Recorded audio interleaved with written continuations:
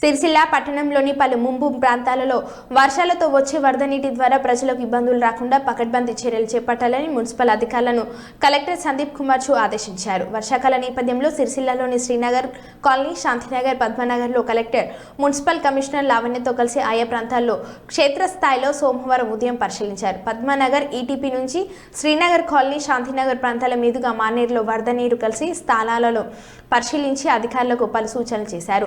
అనంతరం వర్షాలతో వచ్చే వరద ముంపులో ప్రజలకు ఇబ్బందులు రాకుండా ముందు జాగ్రత్తలు చర్యలు చేపట్టాలని సూచించారు.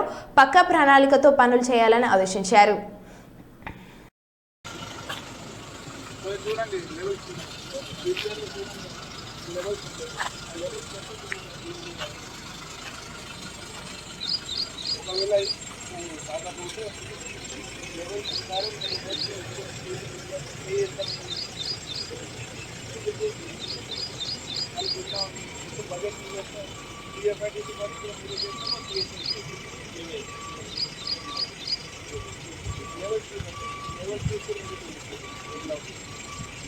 ఇంత గ్రేడియంట్ ఎంత అవుతుంది సార్? అక్కడ నుంచి ఆల్మోస్ట్ లాస్ట్